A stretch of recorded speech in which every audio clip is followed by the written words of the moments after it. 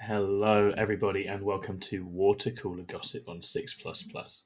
This is just a fun little idea we've come up with where we just want to do a bit of a nattering and chatting, see who's around and chat through some topics that we're interested in. We do a lot of analysis and talking through different topics and teaching people stuff on the show.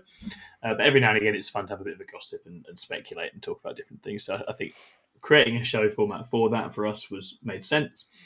And Monday lunchtime is quite a fun time because it's always in the wake of events and everything that's just happened. So if there's anything interesting or any interesting information from the weekend, obviously in this case, Nottingham GT, which a lot of us were at, there's some interesting things to talk about. And before that, was feeling a little bit like there's a conversation maybe we had about the previous Dataslate and whether some of the changes in that Dataslate go a little too far and whether certain aspects of the changes are going to cause new problems or are perhaps taking things away that will potentially even be missed. Which I think, having played more games and seen more of the new meta this weekend, I'm relaxed about it. I don't think we're dealing with a disaster scenario, but there's definitely a few things I think could maybe be improved or things to look at again in the future. And of course, to talk about it, I'm joined by this very arty-looking young man, my sensei Scribbo. How are you? I'm very sorry. I'm very good. As you can tell, I've been talking all weekend, which We've been talking a lot. It doesn't happen, right? I think it doesn't help that it was 3 days because we were at Warhammer World on the Friday. Yeah. Imbibing and socializing, which was lovely, but we sure were. Yeah, it was really cool.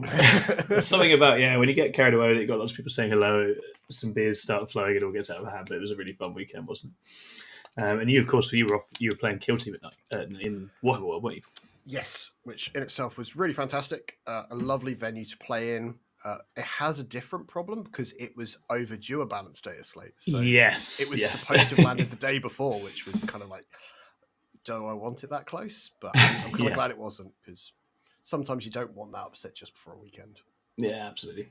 Alrighty then. So we'll dive into the main topic and start talking about the balanced day slate, whether we thought it went too far, guys. If you have questions or thoughts of your own, please do shout in the chat. If you let us know what you're up to as well, and anything, we'd love to hear from you. Thanks to everyone who's supporting us thus far. Please do hit that old like, subscribe, leave us comments, all that good stuff as well. Really appreciate you. Thank you to Sig, who signed up as a YouTube member. If you haven't signed up as a YouTube member, do it. We're taking over the world. We need your help. We do have a couple of people in the chat already. We've got Angron, who is misleadingly Thousand Suns player Alex Fowler. That always gets me, that one.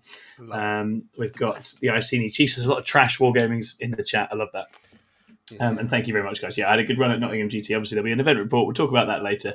We're not talking about it too much now, but obviously I was delighted to get the 5-0 and got some really good games in. I love playing Greg Chamberlain. He's a lovely opponent, really tough opponent. So that final game especially was really, really good. Very, very chuffed with that. And well done to yourself, Alex. My understanding is that you gave Greg a very good game and were a very, very sporting opponent. So I'll talk about that more on the show tomorrow as well. But very proud of you as always, and really excited to play more with you in the England squad this year. How amazing is that? Ridiculous. Goodness, we've got loads of people tuning in. Okay, so keep questions coming. If you've got any questions or thoughts on the balanced data slate, that's what we'll be mainly focusing on, but then we'll natter a bit about Nottingham afterwards as well. And feel free to natter amongst yourselves too. So I guess, me and John have kind of divided it up into 4 different things, but there were sort of 4 areas in this recent balanced data slate where we think maybe there's been a bit of an overcorrection and potentially a bit of a changes that aren't necessarily fully positive, and maybe we need to find a new sort of middle ground between what was before and what has come now. And I think there are some trends here where we've been a bit spoiled. We've had incredibly good balancing over the last 6 months, 9 months. And I think almost all of those slates have brought things in a very positive direction. So it's just this time I just had 1 or 2 queries and I wasn't sure I liked everything I was seeing, but I can understand the logic. So the first place we're going to start is Sisters of Battle. Yeah. I mean, what do you think of this one, John? So my instant take when the data slate landed, I think, was a lot of people kind of had the same, where it's just like, yeah, I'm fed up of playing them. They're a problem. But in reality, they'd already been a bit toned down. So we were all kind of celebrating someone's death almost. And it's hindsight, I'm like going, oh God, they properly put them 6 feet under. And I've not been seeing people talk about playing them or even... I've seen nothing. Seeing the what were the numbers for the weekend? Was it they were? I don't think it was. Almost, right? Yeah, it was non-existent. Handful. And I think the win rate was Meta Monday's win rate had them in the 40s, like low 40s. And it's as you say, right? They got even more points rises on units that have already been repeatedly points rised. They had little tweaks around their rules as well. And I felt like Sisters of Battle were just settling down into a place where they had a distinct role. It was a bit obnoxious. People don't love Exorcist. People don't love Fate Dice, right? Just in general, people don't, right? Whether that's Eldar or Sisters. But they were no longer, certainly in the UK meta, they weren't pulling up trees. They weren't winning everything. Yeah. There were particularly fast pressure armies that had their number and were causing problems for them. And their win rate was sitting in the 50s. Maybe just north of 55, right? But not disastrous by historical standards. Yeah. Oh god. So I don't know what you in chat think. I think it was a tough one on Sisters. I think definitely Sisters got hit pretty hard. And I do wonder. I suspect we will see some reverses here. Certainly, I know one of the recurring themes I've heard from Sisters players is they just want some of the melee to be cheaper, so they can go and get their Repentia on, go and do things like Penitent Host. But it definitely feels like, the army's been kicked one too many times. And I also think perhaps it would be good to have it back out there, Yeah, it's that health thing, right? So it'd be nice to see them out there, even if they're kind of in the middle. Yeah, completely. I think like a lot of the overreaches they've had with some of the balance stuff, where they've done a couple of big changes, when in reality one or the other could be kind of been enough. Like, yes. You saw that with Bully Boys, where it was a change to rules and the points, and then that just buried that. Same with the Sisters, right? Yeah. It's like the 1-2 punch that's just probably not needed. Yeah, exactly. We've got a few good comments on there. So John C says they went a bit hard on Sisters, but it's not materially different to T-Suns. Yeah, it's interesting though, because certainly from my Goonhammer bias, T-Suns keep turning up. They're still podiuming. They still win things. They still have some very good matchups in the game. Like very good matchups in the game. And actually some of the new armies hate them, like Custodians don't like them. I don't think Star Shatter likes them very much. Doomsday Arcs just pop when Doombolts get involved. So it's interesting. There's probably a lot more vocal frustration with Sisters than T-Suns. T-Suns was more like, I've been outplayed. Their tricks were kind of really good, but the person had to play it really well. Well, Sisters, I think that's it. People going, I feel done, and it felt like it was the rules, not. I think that's completely right. It might not be fair, but I feel like the vibe. So there's probably a lot of noise about them. So yeah, no, I think so. Perhaps I think Thousand Suns were rarer and less easy to play well, right?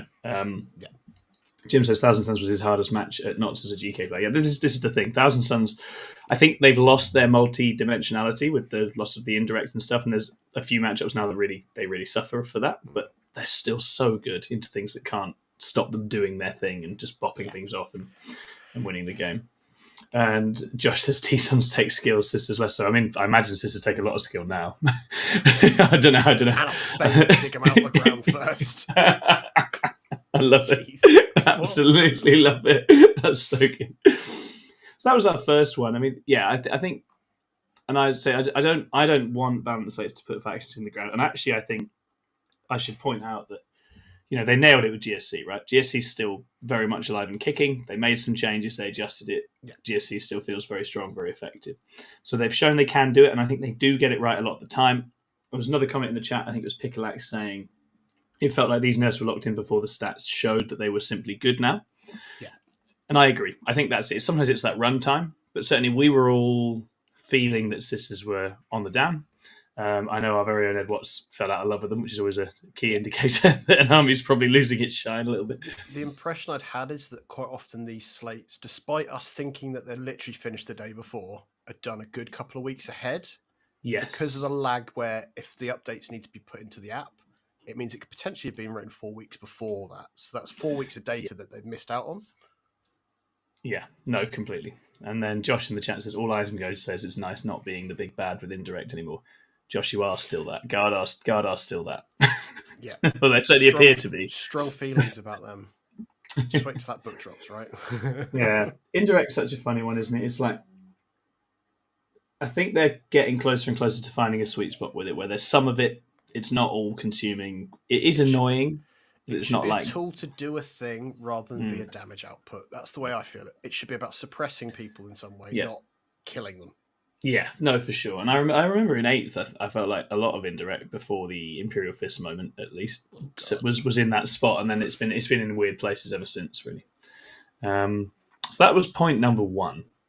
And then moving it on, our next one was thinking about secret missions. And I'm very curious to know what the chat thinks. Because this was another thing where secret missions have become quite meta-defining. There were certain armies that played into them very hard, and I've not. I think my concern with the recent change, and for those that don't know, what the change to secret mission was that you could score primary in 4 but not 5 once you've taken one. So basically, just capping the amount you're likely to be able to score once you've chosen to take one. Yeah, it helps with burden of trust, right? Because that would be such a swing. Yeah, so I think there were certain sort of very tight situations where the person going second with that just had such an edge at times. But I've not seen many in the wild. Now, the irony is, of course, this was on my notes before I went to Nottingham, and then our very own Joe Reed, who I played against, almost beat me using a secret mission. So it might be, it might be that this is a little premature. But I'm very curious for people out there. I mean, have you seen many secret missions being attempted? Have they actually been impactful in games that you've witnessed? Obviously, in teams, they remain a catch-up opportunity for differential. Yeah. I don't know about you, John. Have you encountered any since the change? Not really. I think it went from being if I'm second on this mission, it's something I'll consider. Whilst now it's almost like the way it was with Gambits, where it's like people are starting to forget they exist because if they're not taking battle line or if their warlord can't really get to their deployment zone, half the time you look at it and go, I can't really do any of these. So maybe I should just focus on playing the game instead in the core kind of the normal kind of scoring primary. And that's a shame because I liked the fact that it could play catch up. Yeah, no, I think so. And I think it's funny because it linked in with other changes, and that's what we're talking about. In a way, there's a whole series of different things that were all sort of pulled apart at the same time. And I guess it was partly because of recurring play patterns. Obviously, certain armies loved secret missions, right? Demons loved it, Hypocrite loved it, Grey Knights loved it. Things that could jump up and down. I mean, uppy-downy stuff. Uppy-downy stuff, which we'll obviously get to. But there were certain armies that could just play it very effortlessly. And I think it's now. As ever, what I'd like, I want it to be something where it's like it's a relevant choice in certain game states and a risk. And a risk. It needs to be a gamble, right? It needs to be if I can pull this off.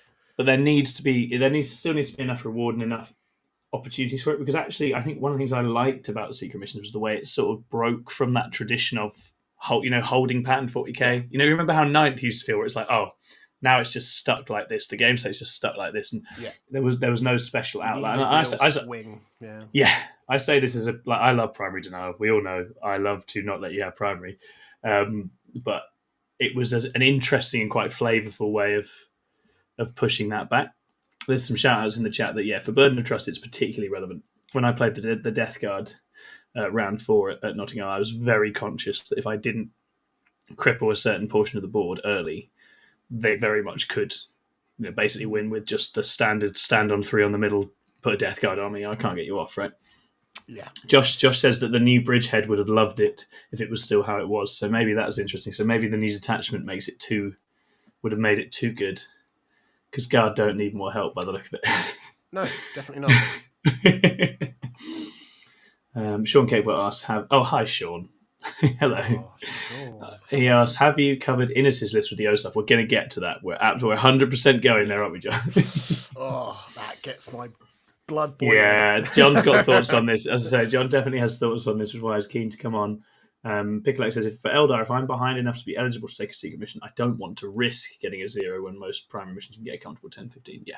I think that's just where it's at. The risk-reward balance, to me, just feels like it might be slightly off right now in combination with other things. Because in teams, it'd be even more so if you're wanting to post a specific score, you're not going to risk it. If you end up going for a 12-8 rather than a 10-10, you'd rather secure the 10-10. Yeah, exactly. And for me, it was one of those rare moments where they managed to come up with a sort of quite thematic new mechanic for the missions that's sort of like it was impacting competitive 40k in interesting ways, but it also feels quite like immersive. That's what I liked about it. You managed to sneak your little guys in to plant the bomb or whatever it is, and that flips the whole thing on its head. Like I had quite a lot of fun with it, and I think I only took a couple, even when it was what it was, right? So it didn't cool. feel too relevant. It's cool stories you remember. Like I think the last time I took one, if the lion had survived, he was literally just outside my opponent's deployment zone, and the last unit to kill him that could kill him decided who won because of it, and it was like that's the kind of interactions you want. Yeah, no, completely. So Valuable. yeah, it's interesting. It's just we'll see. I'm sure there'll be data on this. I'm sure Goonhammer will dredge up data on this. They've got their app; they can see literally how many secret missions are taken, etc., etc. But yeah, that's the other area where I feel like maybe we've gone a little too far. Maybe there's still a middle balance to be struck or something. But we shall see. Speaking of middle grounds, 3-inch deep strike. Let's go. This to me feels like a change that it was 2 changes, and that's the thing. I think everyone forgets that it is. It used to be you could do it as a rapid ingress, Which was huge. Yep. and the 6-inch change. So the two things combined, I feel like, is probably an overswing because you now don't have the dynamic kind of aggressive kind of counterplay, but it's not that much better than just doing a rapid ingress from 9 inches away. You're probably not going to fit it anyway with the 6. It's just like, it just feels like it's taken away a tool set that a lot of armies weren't abusing. Some were, sure. Yeah, and this is the problem. Yeah, like I kind the of Quillons was the first time I'd seen someone go, I'm rapid ingressing in front of you with something so you cannot charge. I was like, I would never have done that with 3 Inceptors. That's not good use. And it feels a shame. Yeah, do you think it is one of those things? I think Aquilon's probably broke the back on this, right? I think it was just one of those things where it was too. Once you've got it on throwaway trash like that, it's very difficult to manage. But again, in a very similar way to the secret missions, it's like it went from being again quite a meta-defining tool that certain armies, but not all. And that's the thing I wanted to stress with all of this. Is like, yes, armies were winning with secret missions. Yes, armies were winning with 3-inch deep strike, but that wasn't the whole game. No. The entire top of the game wasn't defined by it. Certain armies had a lot of access to it. Obviously, Hypercrypt and Demons, again, big winners. And both those factions are now, I guess, moving away from that to their shiny new toys. Oh, that's a shame, isn't it? I know. Up and downy, now I'm just going to shoot you to death and not move. Yeah, it's like, is that... Yeah, exactly. So I think in that sense, the 3-inch deep strike, I don't think the issue was that it existed. I think probably the issue was how much of it there was. Yeah. And that it was too readily available for certain armies. I obviously played GSC in 9th edition where they had an enhancement, essentially, for one unit to take the 3-inch deep strike, right? And once per game, it was a very powerful tool. Yeah. But it is a one and done. So your opponent has a lot of agency to plan around it. And I think, like, your average Space Marine player with Inceptor's early edition, at least, it was they'd do the trick once to do something behind enemy lines. And that was 3 40mm bases behind your enemy, and then they'd die. That didn't feel like such a horrendous thing. I think it's when you start to get monoliths behind in your kind of deployment zone and stuff on top of that. Like, you can have 3 units dropping in your deployment zone, and you're like, I don't have an answer to that. That's a game ender, right? At the end of the day, that was the issue. It's like that's just, and it was particularly the synergies with the monolith were just brutal, as we saw it the previous LVO. That's one of the best episodes we did. I guess burden as well, because uppy down, you can't screen someone out if they're that close. So it became a non-entity for something like burden, I suppose. Is the counterplay. It was a game winner, right? And it was. I think it was very, very powerful. So my issue with the replacement for it in the 6-inch deep strike is just that it has felt trivial to screen out 6-inch deep strike with most of the armies that I play, and that's a personal bias. Anyway.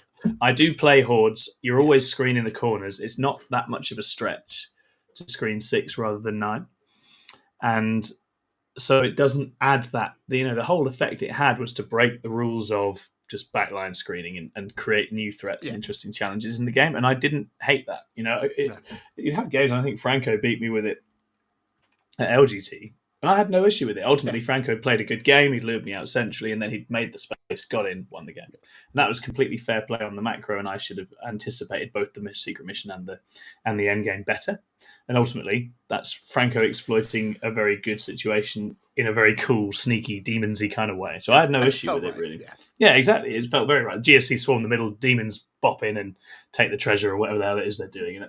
And it's not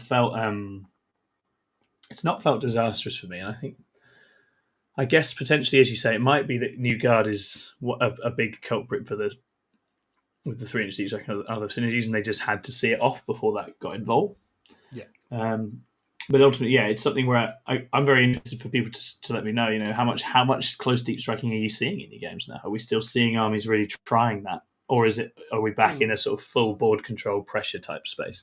Because those armies already existed. One of the ways people were dealing with 3-inch deep strike was, well, let's fill the board, throw loads of stuff out. Those armies seem to be having a good moment, and I guess the question becomes, have other armies now lost one of the ways of getting in those gaps and still continuing to push back against that? Because it was a tool for some people rather than it being a game-winning thing. It was just one of the... It's kind of made some play styles and armies be more bland in their choices, which is a shame, because it was a nice thing that 10th really did introduce, that some armies, like, I know I keep going on, Space Marines didn't have those sorts of dynamic abilities. No, exactly. So suddenly having that was like, well, this is quite cool. Apart from it being like the Raven Guard mess of 8.5, where they'd just be oppressive with Centurions. I think it's the only time I can think of it being completely. a thing. So. Yeah, no, absolutely. So I think that's the issue. We've got a couple of comments on it. So Swordsman Smith 87, who's a man after my own heart, says the only thing 3-inch deep strike nerf did was make Dread Talons go from bad to unplayable. Yeah. Oh man, yeah, it's very, very funny. Poor old Dread Talons, my Night Lords, man, can't catch a break. But certainly it wasn't doing any harm. 3-inch deep striking some raptors in and failing to kill something with some. It was really cute. When it happened, yeah, like, oh cool, stand here and just, I'll kill you. Opponent would just be like, oh neat, and then blast them off the board or whatever else. But so there's a few armies where it wasn't so egregious that it just takes away one of the little tools that they had. I completely agree with that. And then John C says, well, we aren't seeing teleport strike force, which used a lot of that late game for primary denial. Yeah, I mean, Host of Ascension GSC suffers here as well, right? Ultimately, being able to sneak some idiots. This is one of the big fundamental changes. Like a 6-inch deep strike is not nicking an objective, realistically. You're not doing it, whereas the 3-inch could. I do wonder if that's balancing in line with sort of a feels bad. They don't want, the new player lost the game because a guy snuck on his objective and stole it off him, and that's a sort of feels bad moment. I know GW does sometimes balance with those kinds of like big moment feels bads in mind. Because we've got to remember it's not just for the match play tournament scene. Of course. This is for everyone. And that's sometimes it's very easy to get carried away that imagine on your club night, someone just does it to you and like, oh, I'm not playing that person again. And that then creates such a feels bad that then people don't want to play the game. And that's the last thing games actually want to be doing with these sort of rule interactions, right? Yeah, I completely agree. I've just been distracted. We've got a comment in the chat to say, got to call out the great hair on John to say, John looks flipping fabulous today. He's also, what's your top, John? You got like a V-neck? I've got a snood on because it's so cold. He's got a snood on. Weekend, so I've got like this little... Look at him. He looks like he's about to, he's just going to, in a minute, he's going to have a coffee, a cigarette, and go and make great art in like a warehouse. That's what he looks like to me. I'm a beatnik. He's a beatnik. Oh, man. And Ave Dominus Nox to you as well, Swordsman Smith. Poor old Night Lords, eh? I mean, the upside is, I was talking about this with Jack Asher, at least Night Lords, you can play Creations of Bile, put the new kill team in. That feels pretty Night Lordsy right now. That feels like it should get fixed, because I did not enjoy that. You can run, you can. Well, this is exactly what I mean. So Bile's a great example. Now you've got, like, Bile can just run at you, screen out the whole board behind it, and smack you. And now a lot of armies that would have gone, okay, well, I can at least jump up and start hitting you behind your lines and swing the game back, now can't do that. We think about Orcs as well as an example. They're going to do similar. Hi to Max in the chat, lovely to have you here. And I do agree with VTS5's point that I think, this is just what I felt with 3-inch deep strike, is it was just too common. I think that was the thing. Yeah. I think there was just a bit too much of it. It got in too many places as well. The combination of the two. Yeah, exactly. The combination of the two is particularly brutal. And as others have noted, all the armies that were abusing it aren't playing it now because, they've got new tools to play with. But I think that's it. I always, with balancing in general, my hope is, and it might be a naive hope, my hope is that you then come out of it with people not sure which way they want to go, right? Do I stick with the teleporty stuff because it does still work, but it's a bit less good? Do I go with the gunny stuff? If you just get a sea change, and in 40k we often do get sea changes, that's not quite as exciting for me or as interesting. It is worth saying I have seen a few of the old demons, the old hypercrypts still out there, so it's not that they don't function. Yeah, I'm just concerned they're going to drop off, right? And I think Grey Knights, you're seeing less of that detachment as well because people had gotten bored of playing it. Yeah. And if they aren't benefiting as much from it, it was an easier transition to trying out the new one. I'm not saying it's better, but it's that whole thing of let's try the new toy and see if it works. Yeah, and there was a lot of that at Nottingham for sure, and we definitely saw a lot of new things being tried. Swordsman says demons are on the mono god train. They certainly Which is are. what they should be. Yeah, I'm excited. I mean, I'm together. It's weird. Yeah, it's a little shout out. I'll probably be playing the Zinch demons on the stream on Thursday night this week. I think that's the goal. I'm going to give that a go because that looks really fun. Obviously, Slanesh just won Nottingham. Slanesh is amazing, so well done to Will Whittaker with that. I think that looks really cool as well. And just whoever's done the rules writing for the demons this time has really come up with some cool stuff. It feels thematic as well as strong. Yeah, completely. And so I just think it's that's one where we'll wait and see. But you don't, and it's much the same as Sisters. You don't want a thing to disappear entirely. No. If you hit that, you've slightly overcorrected. That's my feeling. But I really appreciate the effort to find the middle point that is balanced. I'd almost like them to go, here's one change to correct them, and do the part step It's changes. always when it's the 2-3 things at once, isn't it? That's the thing. And we see that a lot. And sometimes you need to bury something, right? Sometimes it's Eldar or whatever, and it's like, okay, we're in the 60s. We've got to really bring this down. Yeah. But that's just not where the game has been. That had measured changes, and it still took 4 or 5 attempts at it. That was the problem. Yeah. We've got a great comment from Davlos, who's perhaps anticipating where we're going to go with this chat in a moment, who says, Dataslate Marine buffs didn't go far enough. Bad Marine players will still find a way to lose despite being given the most broken stuff ever. And I say this as a Marine player. Shout out to all the bad Marine players out there. We're not going to lay into you today, but that is where we're going next. Before we do that, there's an absolute truckload of you here, so thanks very much for tuning in. I guess we'll be doing this again, John, because it has evidently worked quite well. Yes. Do hit the like and subscribe if you could. Please do leave us a comment on the video. Obviously, at 6 Foot Plus, we're really going big this year. We're trying to really build up the content output and support from you guys, so thanks so much for that. And if you want to sign up as a YouTube member, chuck us a couple of quid a month to do that. We massively appreciate you too. Obviously, you can get mentoring and coaching with us as well, but just come on, get in our Discord, drop us a message if you're interested in that. Happy to help you out. I guess I got a 5-0, so maybe I can play Warhammer. We'll see. Right, and then we've got Swordsman Smith saying Marine players could have start of 10th Eldar rules and will still say their army is bad. Me and Scrivo are going to get into this now. This is why it's good to have Scrivo on, because we've got representation from both sides, right? As a Marine player. I feel violently picked on here. As a Marine player and a long-time Marine killer, we're going to get into this now, because this is point number 4, right? Which is new Marines. Now, I want to preface this by saying I think a lot of the Marine changes are awesome, and I know Scrivo does as well. And I do think it's good that they took it on. But I am very much of a mind that maybe, like some of the other things we're talking about, there's a slight overcorrect here. But I'm going to let Scriv get at it first. As the Marine player, he should be allowed to defend himself and talk us through the changes. So I got the idea behind giving the plus to wound for non-deviant codex basically having if you're codex compliant, you got that. But the problem is, not all codex compliant chapters were made equal.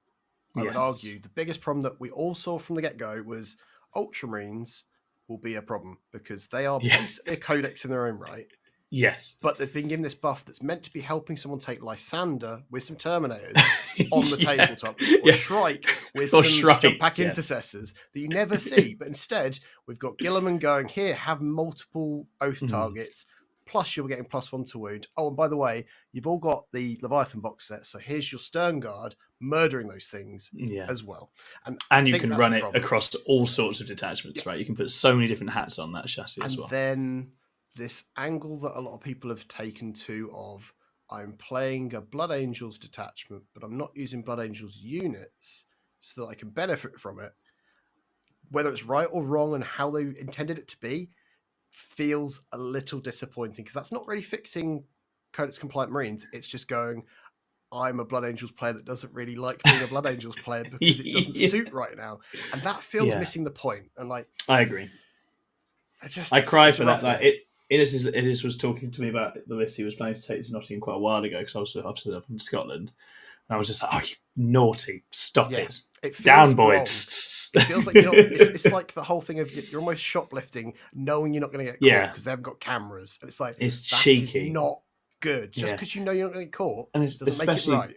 You've just got this beautiful new Blood Angels rule set with Sanguinor, Lamartes, Asterath, all these Mephiston's still amazing model, and all a hero that cool hammer stuff. detachment that no one's going to play because they don't feel they should. It's like, what's the point? So I think there's issues with that, right? So I think if we're commenting, I mean, I'd say let us know in the chat how you found it, and I know there were a lot of people at Nottingham, and I certainly got a lot of anecdotal evidence that Ultramarines especially was a very tough matchup that people played.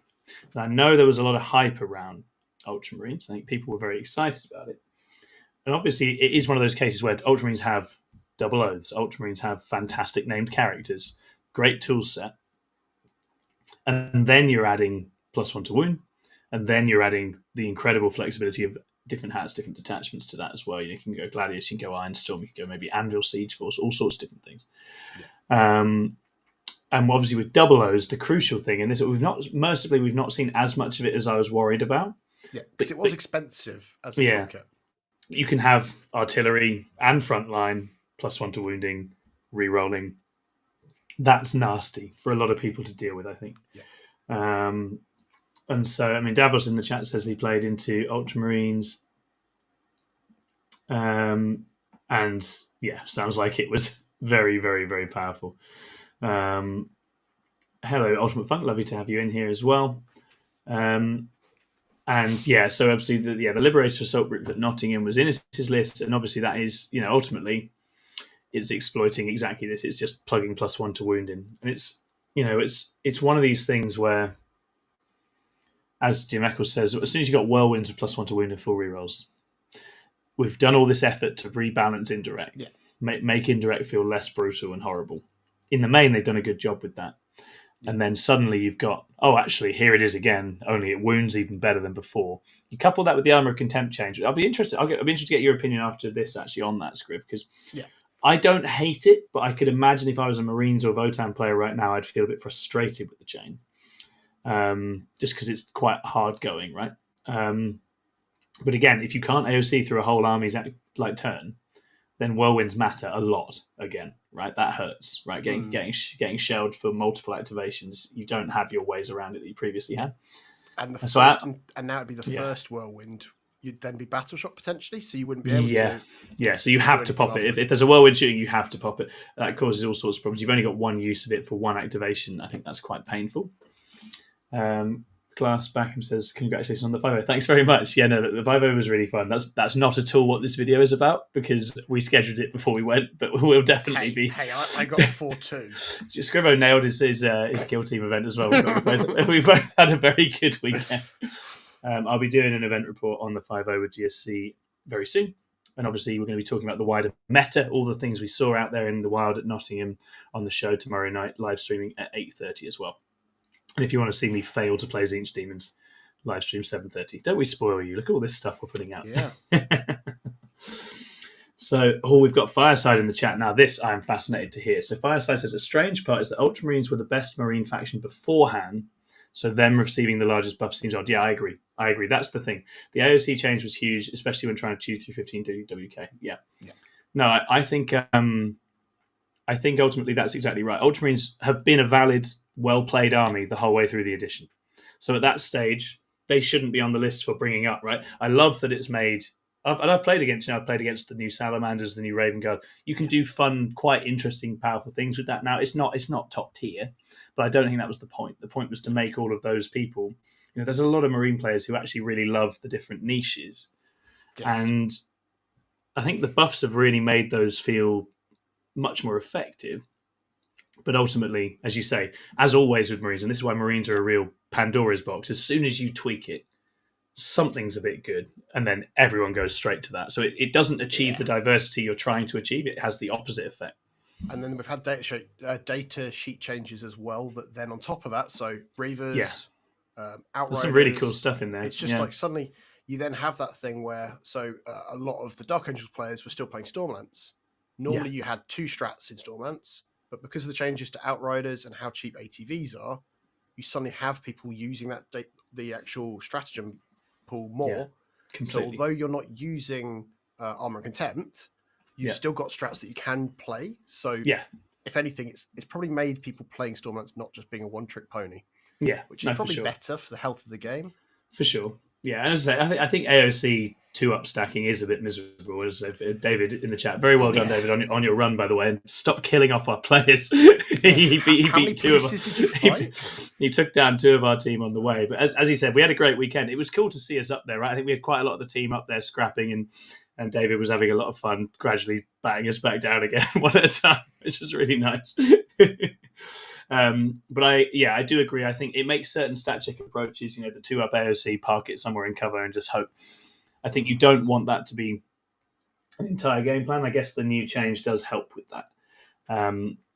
It's just, I think it's a mini game now. I'm not really a 2-up save enjoyer. That's not really my wheelhouse, except when I do vote. I don't think it stops people taking the 15 Deathwing Knights. I just think it makes them less obnoxious. You'll still see it. You just I think the way I thought about it is the change is the difference between sending a Deathwing Knight squad down a flank at a key moment and just shoving it in the middle, right? It's like if you don't let it get activated on by a whole army, it's still powerful. Yeah. But what you can't do now is like, I don't care. I'm coming at you. The whole thing's coming at you. I can absorb it all. Then I'm going to roll you.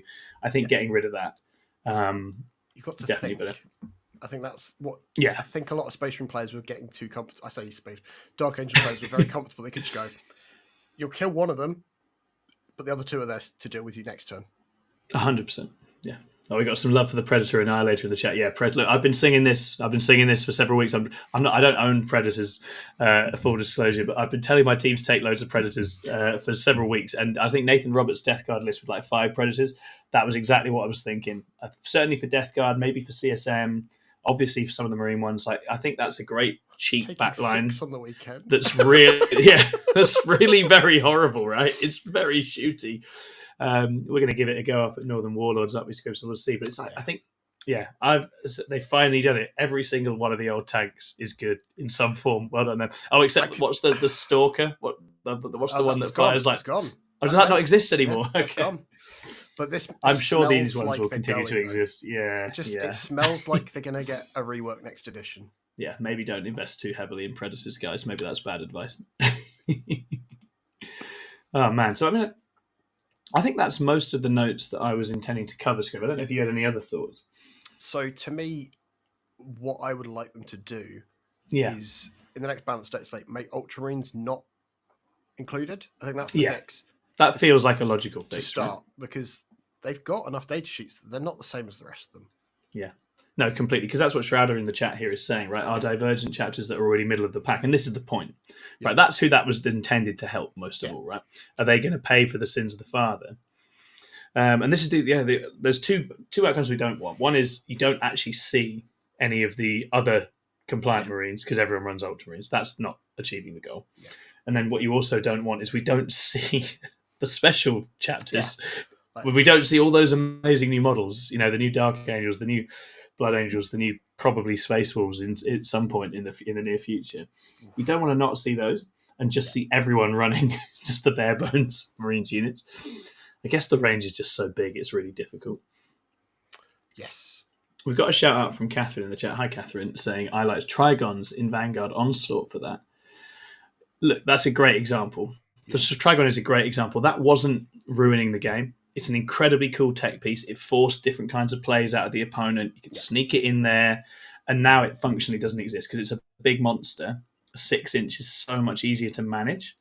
And again, you're not going to... What I loved about the Trigon is it'll make the opponent stick out on points to try and stop it from popping up there and stealing them and stuff like that. But now you don't need to. You can screen far enough away that it doesn't affect it.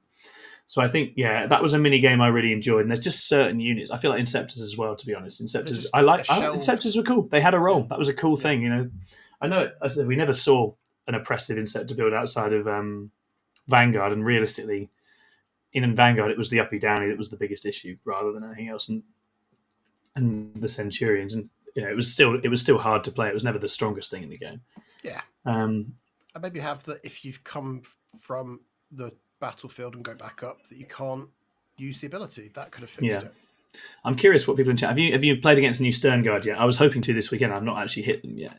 That obviously the potential output on that seems very high, but then it's still fragile Marine bodies, right? What do you think, John? The problem they've got is you can't point them fairly because if you've got the ability to be +1 to wound with some chapters, but not all chapters, it's not the same. Yeah. And it's that same old problem we've got where there are bricks that can kill anything they want to if they've been buffed up correctly. Like I can put Azrael with them. They could be led by Marnus Calgar. You could have all sorts of shite that would just make them delete whatever they need to. But how do you point them for what they're going to be led potentially by or what army they're putting? Yeah, I do wonder whether the melee combo was intended. It's quite funny to turn it into a god-killing melee unit as well as a really good anti-infantry shooting unit. So but I guess that's all about the character. And to be honest, Sternguard are really cool. I painted Crimson Fist Sternguard when I first started doing some Marines back in 8th. Yeah. And the new models are amazing. There's such a cool realisation of the Sternguard, but just got to make sure that's not too wild. Again, I didn't actually see an overuse of them, so it doesn't feel like they've landed at that place. They're just the hot unit, and I think even maybe just which is allowed, right? It's okay to have hot units. A little bit. If they're a bit too cheap, bump the points up so you can't just take. I don't think people are taking more than 1 brick of 10. Yeah, at least I'd seen a couple of lists, but I don't know how well they did with like 2 bricks of 10 because that's still an investment because they've got to be led by something to make it worthwhile. Yeah, 100%. Sternguard and Emperor's Champion. We've got some ideas for combos coming through in the chat. You wouldn't be getting the +1 to wound then, right? Because he's a Black Templar's character, so you wouldn't get it. You wouldn't get the extras. But you get reroll wounds into your oath target. That's for sure. The spice, right? We've got some love for Vic in the chat. I completely agree. So there was a great moment with Vic. I think he was playing Charles Gold. Vic obviously lost that game. It was a tough game, tough matchup in lots of different ways. But it was just lovely watching Vic hugging Charles and being really pleased and happy for him and just really enthusiastic. I think Vic had a great time. Eldar need their book, guys. We all know that. Vic's a human being. I think it was a tough weekend for that Wraith Knight list. There's a lot of nasty things out there. Yeah. But he was still smiling and having a great time. That's what we're all about. And yeah, well done to Will Whittaker with Slaanesh. Now, we'll talk about that on the show on Tuesday night, right? Slaanesh has some game. It's also got some surprise factor. Fiendishly good at times. And Will plays the crap out of it because Will's a great player. I play Will a lot with the England setup and he's amazing. But what I enjoyed about that, and we were calling it before, we were like, what's going to win Nottingham? And we were like, every time it's not the obvious thing. It's something... In the last few years, Super Mages have often been taken out by something quite deceptively fighty that suddenly sneaks in there, gets through a bunch of armies that are busy for each other, and then it turns up. And it was the perfect example of that. Slaanesh did exactly that the weekend. But I'm just happy. I'm really happy for Demons. Right, they basically had their codex. The detachment seemed to be good. They're done now. I saw tons of stuff being tried. Slaanesh obviously really good out the gate, but all the other stuff was in play there as well, which is really cool. Well, I don't think I saw Khorne, but I'm sure it's out there.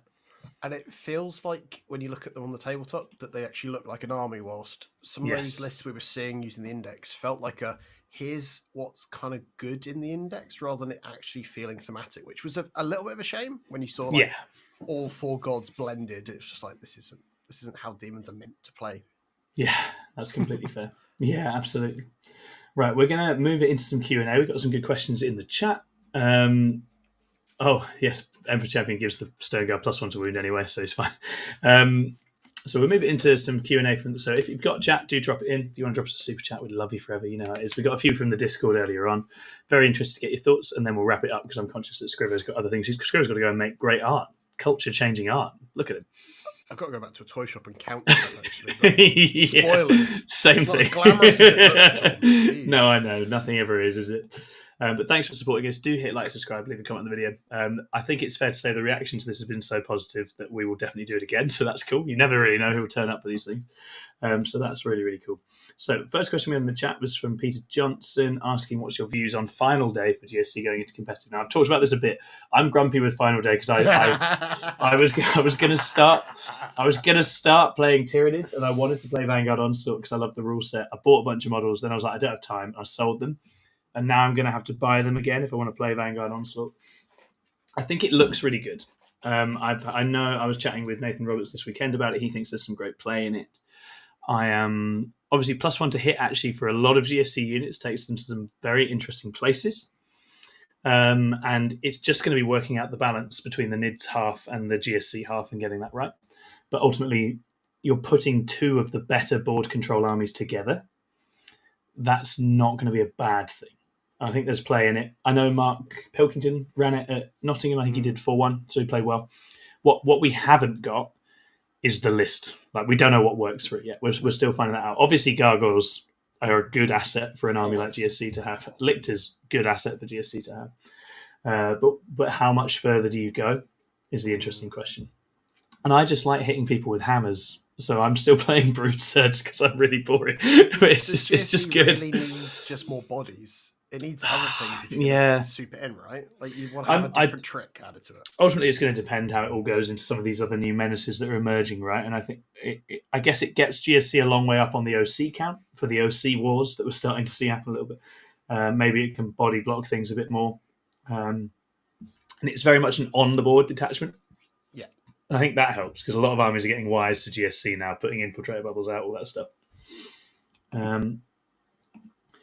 Christopher Richard asks, Scribber, have you tried librarians in Dark Angels? That's the next thing on my list to try out because, spoilers, I have a sprue of Grey Knights to make some Inner Circle companions into some more librarians because I don't want to just use my librarians. I want to look cool. Yeah. I think one of the best ways to play the Librarius Conclave is with Dark Angels because you can put them attached to Inner Circle companions, the Stern Guard like you would before, and just it's fun stuff because they get a 4-up invuln being led by librarians, so it makes them survivable. That's the one thing I found things like Stern Guard struggle with, is that they are still just marine bodies. So you give them a 4-up invuln, you can kill them, but it does take some effort, and I think that helps with it. That combined with the fact that someone like Ezekiel could actually be used in a game, like putting him with Blade Guard veterans, giving him reroll 1s, he gives them extra attacks. That's a blender unit, and they've got a 4-up invuln because they already do. So suddenly you've got this kind of detachment that goes, we're actually quite a horrible melee pressure list. And you could put a librarian with your Deathwing Knights. I don't necessarily think I would, but you could, and that's pretty scary. Yeah, it's definitely fun. It's I believe it's next on Scribber's list to cook with. We've been talking about it quite a lot. I'm going to do some research and then do a video rather than just going, here's how to play them, and then it be not quite right. Yeah, exactly that. Davos asks, how many people at LVO are going to get baited into bringing Desolation Marines in their lists? Hint, it's a psyop. Yeah, so there's a lot of theories that Innes is just gaslighting everyone with his Nottingham list and he's going to take something completely different. He has been known to do that. He has done where he goes with something and then takes something completely different a week later. But yeah, I think it's interesting. I think there's obviously a lot of people in a lot of places for whom two of the biggest real meta heavyweights now are Marines and Guard. I think that's something I'm hearing a lot. And obviously for Guard, Desolation Marines make a lot of sense. And I believe Innes used them to good effect in the semi-final against NAS this weekend just gone. But the nature of this game right now is that everything is so tightly balanced that if you nail your colours to one of those and then the other guy just doesn't take that, just takes something else, suddenly it's not going to work, right? I think you've got to use them wisely because they are still expensive. They're still it's 200 for 5. Yeah. That's insane, right? And it's crazy. Just 3-up saves, 2 wounds. Yeah. So, we'll see. I mean, I say LVO is going to be fascinating. There's someone else in here saying that maybe we'll see a lot more Khorne Demons at LVO. What I do know is at LVO, I think the terrains are more shooty meta on quite a lot of the boards, right? So I think, whereas Nottingham, we saw quite a good mix, but perhaps a lot more combat than we might have seen. LVO, I'm less sure. I think it'll be interesting. Flashback also asked, Wager did better than the other Drakari detachments. 2 people went 4-1. Do you think it has what it takes to take down a big tournament? I would say that Dan Whittaker's experience with Reaper's Wager was exactly what I would have anticipated had I taken Wager, which is that he won 4 games and then he hit a matchup that was pretty cancerous. Not least because Nas was his opponent. Love you, Nas. Love you, Nas. Ultimately, 9 mortars. You're playing Drakari. That's a problem. And I think Wager has a lot of game into the current set of detachments that have come out, and it's got a lot of game into a field with a lot of Marines and tanks. It does feel quite 4-1-y to me. And don't get me wrong, I love a 4-1. That's usually the goal for me. But I think closing bigger events, I'm not sold yet.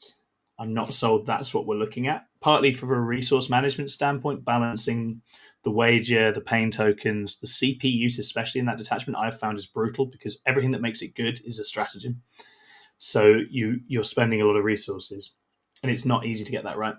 But I guess keep an eye on Dan Whitaker because he's a fantastic player. I think he's going to keep trying with it. So if he'd had a slightly kinder run, he might well have been able to get up into those final games, and actually he's probably a lot better into those.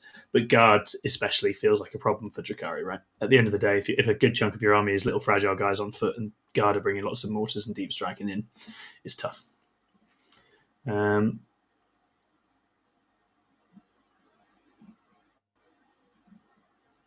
Oh, and Shredder says like the vid. Yeah, please do like the vid. We're basically done now, guys. I think we're just finishing up. Just going to check the Discord, make sure we dealt with the points of order in there, and then we'll be calling it. But thanks so much for supporting us. Hit the old like, subscribe, leave us a comment. If you drop us a comment, we are much more likely to do a nice little lunchtime chat like this again, because it's really nice to have you all out. So, Cat something in our Discord felt that they should have waited till after LVO and then hit some of the most egregious detachments. And I think there is a case. It's a tough balance to strike, that kind of letting things mature in the wild first. I don't know how you feel about that, Screw. I think if they wait for every big event, it can drag out the problems for longer, and there's never a right time. Yeah. Realistically, like, it's a game that cannot be beholden to an event, because the amount of times they've waited till after a big event, and then we've all been sat there going, why hasn't this been fixed when it's been a problem unit? Yeah. It ends up becoming, for the kind of the grander circuit, more of a problem. Yeah, ultimately those waiting periods are miserable for people, right? I always remember, it was worse when the game was worse, to be honest. Like, the balance is so much better now. And I think we can have faith in that. Again, the early data coming out is that we've got one or two outliers, but nothing insane. It's correctable without breaking back the other way around. So Completely. And then we had Jumpy Watts, whose opinion was that the Dataslate did not go too far. Really likes the individual faction changes, and then the only two universal changes he's particularly concerned about are AOC and 3-inch deep strike, which for him supports a change in unit evaluation at macro level, so increased diversity and interest. That's not personally what I feel those kind of changes actually do in practice, but I understand that that's the intent. And he name checks some factions that were caught in the crossfire, like Ret Cadra, Unending Swarm previously. I think that's it. We just end up, some of the more flavorful edge cases end up being casualties in this. And they'd only just started, like, Ret Cadra was not something you saw by default. So it was nice that people just having a moment. It. And to me, that's iconic Tau, right? Crisis suits everywhere. Like, it's the same problem we had when they went, right, let's fix how bringing back units works. And then it broke and destroyed Kroot being its own thing before it got a chance to be a thing as well. So things getting hit in the crossfire is a shame with it, but it then means that maybe they should be looking at pinpointing it to a faction rather than the main specific rule, perhaps. Yeah. I don't know. And there was a shout out in there for Tyranids players. Yeah, I do feel like Tyranids players are a bit of a casualty in all these changes. They don't like a resurgent Marines with +1 to wound, I'll tell you that much. No. Plus to wound, and then stuff like aggressors going plus to wound and re-rolling it because they're twin linked. That's great into Tyranids. Yeah. So I said I'd be interested to see where Nids end up in the next few months, but certainly I think the noises I'm hearing are that they're suffering a bit with the way the meta has shifted. But it's going to be interesting. Ultimately, guys, still to play for. There's all sorts of things. We don't really know how this is going to look in a few months' time. But that's us for today. Thanks for tuning in, giving us all your thoughts. There is one last one that I will come. Can we all agree now? Can we all agree now that Star Shatter is overrated? Well, yeah. I mean, you need to look no further than David himself, Naughty David, who talks about how good Star Shatter was and then took Guard instead. But he didn't. Obviously, Guard wasn't out then. I think Star Shatter is very, at the moment, still a little one-directional. One-dimensional. That's too much. Story of my life. Too much Harry Styles in there. Okay, imagine it. Like One Direction, but each Catan is a One Direction. That'd be ridiculous. Oh my god. I think particularly on UKTC, Star Shatter will ultimately have a lot of the same problems that Bringers of Flame had. Yeah, stuff can just run at you really fast from behind walls on UKTC, and you're not always going to shoot your way out in time. But it's clearly good. Shout out Matt Bell, went 5-0 with it. I think Mark Cromwell had a good run with it as well. But it's not the be all and end all. That's the relief. That's the relief at the end of Grotmas, really. We've got a lot of new stuff, and actually a lot of it feels like it's slotting in fine. So lots of optimism, but just as ever, maybe this time, maybe a couple of overcorrections. Yeah. If you haven't already left us a comment, leave us one after the show. Let us know what you thought. Hit that like and subscribe. Thanks so much for supporting us. We'll be back again on Tuesday, where we're going to talk about the whole meta and think about Grotmas and the impact of all these new detachments in the game. See you again Got a next guess, time. right? Yeah, only wings from Goonhammer, John. Only one of the biggest Perfect. brains out there. Can't wait. I'll rest my voice then. Yeah, I think I'm done talking for today. I'm going to go and read a book somewhere. All right. Lots of love, guys. Thanks for all your support. We'll see you.